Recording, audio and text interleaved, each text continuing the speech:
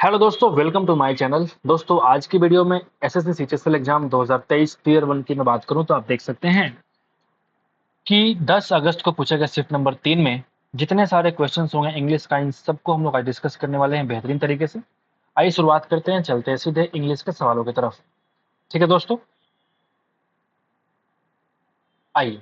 पहला सवाल क्या बोलता है, एक वर्ड डेसिफर, इस वर्ड का कह रहा है आपसे कि सिनोनिम क्या होगा। ये जरा पढ़ते हैं पूरा सेंटेंस क्या कह रहा है। Despite the professor's best effort to explain the complex theory, ठीक है, it took me a while to decipher the meaning of the text.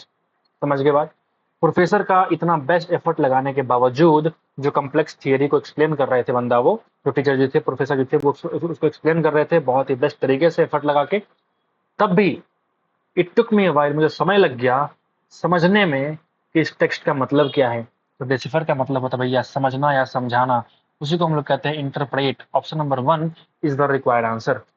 Predict का मतलब होता है पूर्वानुमान करना, पहले से किसी चीज का अनुमान लगाना। कंसील का मतलब छुपा लेना, और फोरसी का मतलब भी वही होता है, पूर्वानुमान करना। समझ के बाद कंसील का मतलब छुपा लेना। बहुत ही बढ़िया, बहुत ही बढ़िया। नंबर 2 पे आते हैं।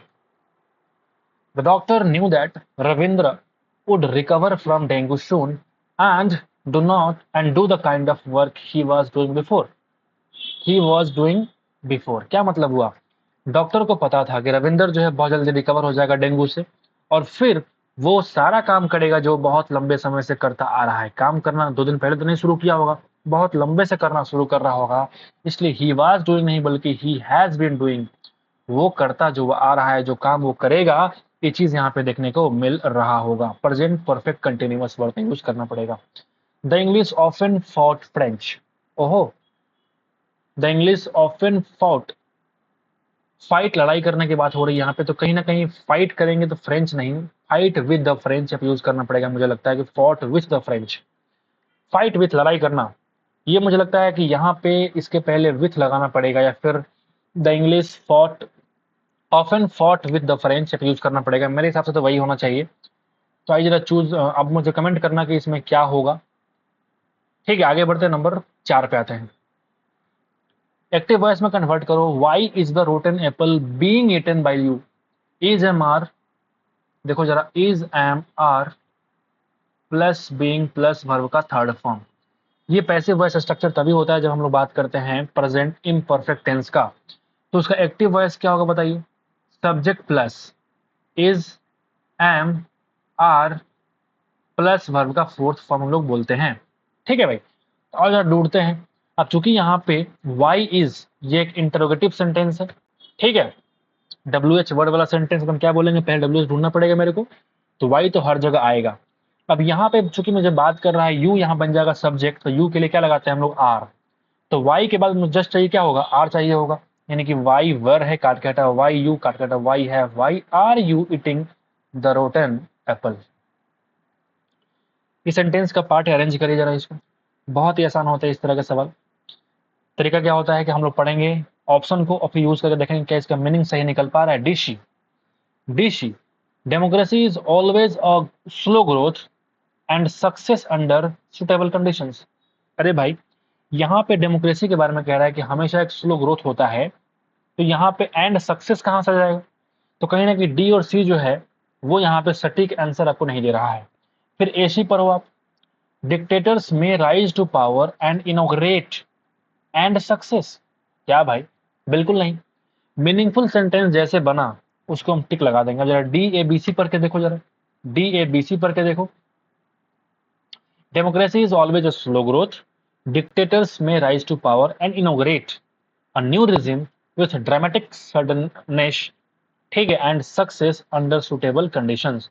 डेमोक्रेसी हमेशा स्लो ग्रोथ होता है, जो भी डिक्टेटर आएंगे वो राइज कर सकते हैं पावर को, इनोग्रेट कर सकते हैं एक नया शासन को अपने ड्रामेटिक सडननेस के माध्यम से, और सक्सेस कर सकते हैं अपने अपने सुटेबल कंडीशन के माध्यम से।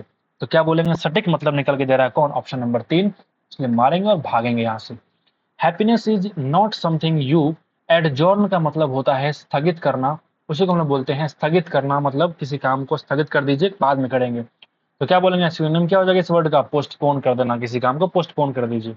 यहाँ पे एक वर्ड डेसिमेट है, जो कि आपके लिए बहुत इंपॉर्टेंट है।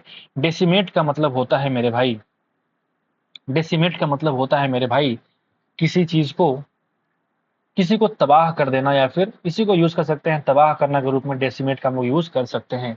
रेजुबनेट का मतलब होता है किसी को जीवित करना, जीवंत करना, फिर से युवा करना, पुनर्जीवित करना, फिर से युवा करना, ठीक है, अपना युवा अवस्था को वापस प्राप्त, रेजुबनेट करना। ये बोलते हैं कंस्टिट्यूट का मतलब होता है बनाना, ठीक है, बनाना, ठीक है, कंस्टिट्यूट करना। पोस्टपोन का मतलब, ठीक है, आगे बढ़ाना, स्थगित करना।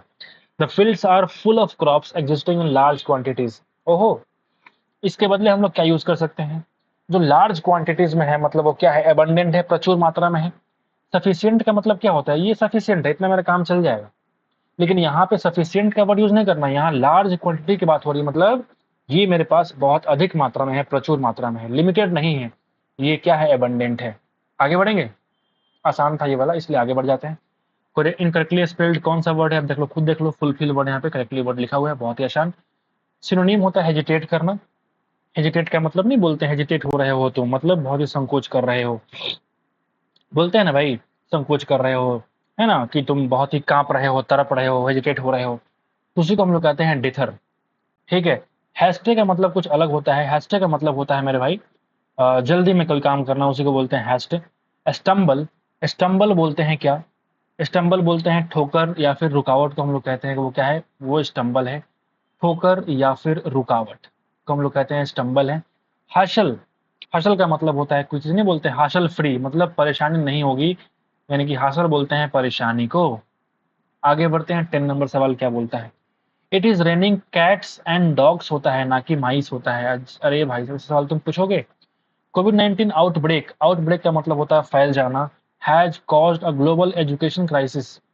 क्राइसिस का सिनोनिम क्या हो जाए, कैटास्ट्रॉफ बोलते हैं उसको। कैटास्ट्रॉफ का मतलब ही होता है मेरे भाई, क्या बोलते हैं इसको, तबाही। क्राइसिस इज ऑल अबाउट तबाही। लेगेसी तो अलग चीज है, पैतृक संपत्ति को बोल सकते हैं लेगेसी, पैतृक भावना। इनहिबिशन मतलब रोकना, प्रिवेंट करना को हम लोग कहते हैं यहाँ पे इनहिबिशन।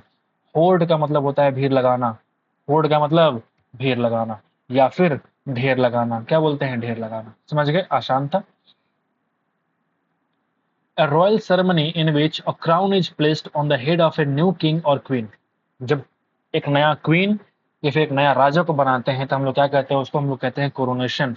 जब क्राउन पहनाते हैं तो क्या बोलते हैं उसको, कोरोनेशन, यानी कि राज तिलक, राज तिलक, ठीक है।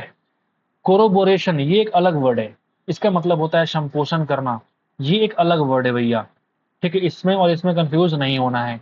अनसिटिंग, अनसिट का मतलब सीट से उठ जाना, ऐसा कुछ वर्ड हम यूज कर सकते हैं।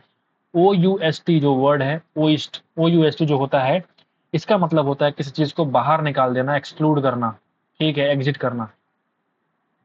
आगे बढ़ते हैं।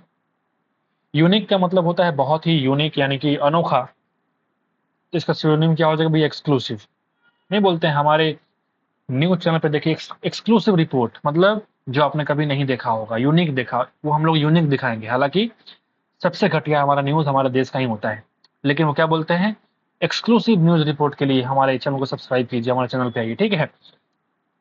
बाकी सबका मतलब आपको मालूम ही है, तो हम लोग क्या बोलेंगे, exclusive. The proud people forget the fact that the world is tangible, ठीक है। तो प्राउड जो घमंडी लोग होते हैं उसको हम लोग कहते हैं हाई एंड माइटी, क्या बोलते हैं हम लोग, हाई एंड माइटी। इडियम है ये भैया, आपने पढ़ा भी होगा पहले से, इसलिए आसान है, तो आगे बढ़ जाते हैं। Istanbul is a beautiful city, इसका मुझे पॉजिटिव डिग्री में कन्वर्ट करना है, क्या बोल रहा है यहाँ पे, select the option that expresses,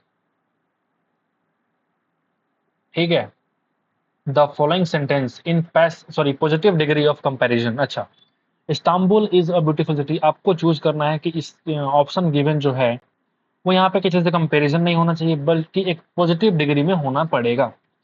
the city of Istanbul is as beautiful as other cities, यहाँ पे एज ब्यूटीफुल एज, मैं किसी और शहर से इसका तुलना किया, जैसे ही तुलना किया तो क्या हो गया, कंपेरेटिव हो गया। बताइए, तुलना हमें नहीं करना है। Istanbul is a very beautiful city, very beautiful city, बहुत ज्यादा ब्यूटीफुल सिटी है, ब्यूटीफुल सिटी इज इस्तांबुल, यहाँ पे तो बिल्कुल ये सेंटेंस ही गड़बड़ है। No other place I have seen is as beautiful as Istanbul, कोई दूसरा शहर जो हमने देखा है वो इतना सुंदर नहीं है जितना इस्तांबुल है। हमने किसी और सिटीज का नाम लिए बगैर कह दिया हमने कि इस्तांबुल बहुत ही बढ़िया सिटी आपको देखने को मिल रहा है। The colourful procession the colourful procession was the last item to be performed in the। चारों वर्ड सेम है। ये वर्ड क्या होता है? पेजेंट्री क्या होता है?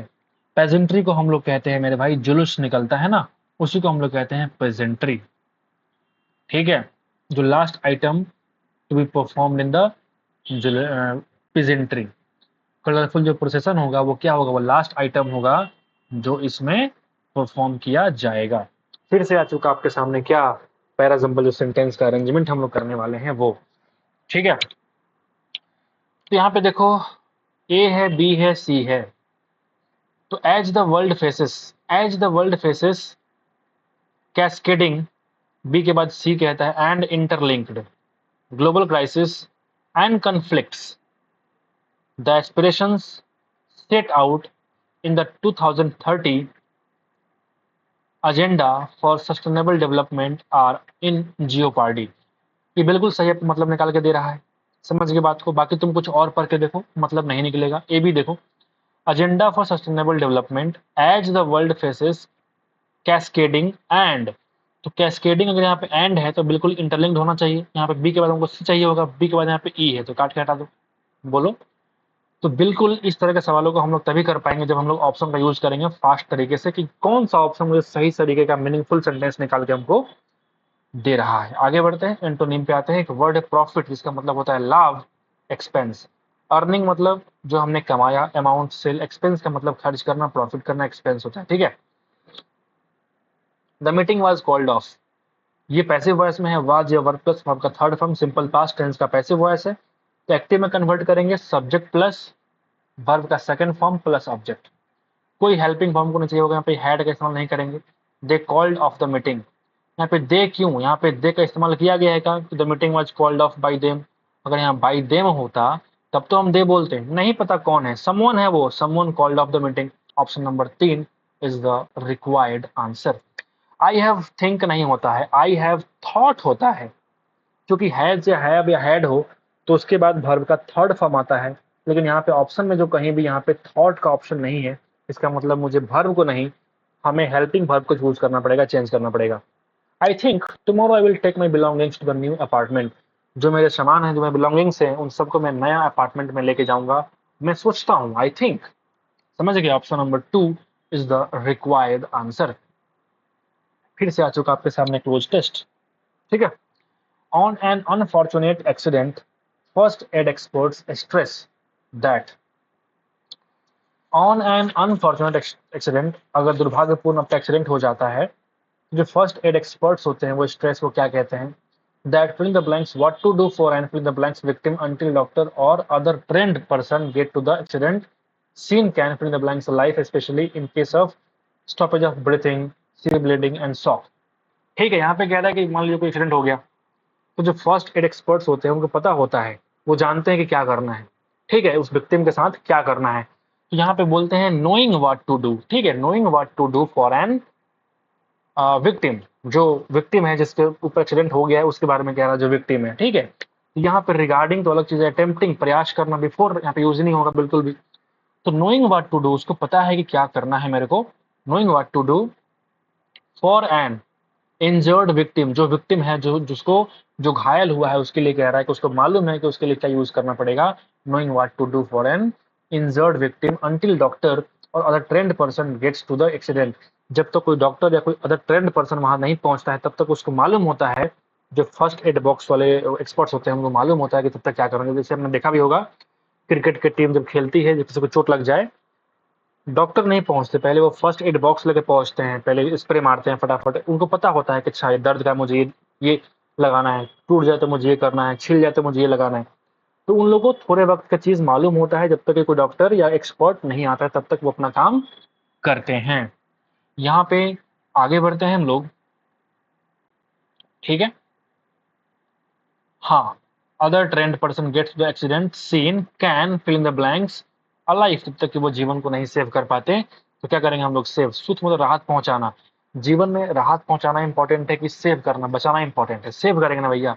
हार्म और टेक तो गलत ऑप्शन है, गंदे ऑप्शन है, होना ही नहीं चाहिए। आगे बढ़ते हैं। Specially in cases of stoppage of breathing, जब सांस रुक जाए, सीवियर ब्लीडिंग हो जाए एंड शॉक लगे, तब जो होता है लोग को बचाना बड़ा ही मुश्किल होता है, उनको पता होता है क्या करना है। People with special problem such as diabetes, epilepsy and or allergy are fill in the blanks to wear some sort of emblem identifying the problem। उनको अर्ज का मतलब होता है इच्छा करना, उनको इच्छा होती है कि मैं जरा क्या करूं, वियर करूं some part of emblem identifying the problem, संकेत जो मुझे संकेत से पता चल जाए। ठीक है, डायबिटीज है तो, इपिलेप्सी है तो, एलर्जी है तो, उनको क्या बोलते हैं कि भाई उनको इच्छा होती है कि हम लोग पहन के चेक करें कि प्रॉब्लम क्या है। As a safe guard against administration of medication that might be injurious और इवन समथिंग।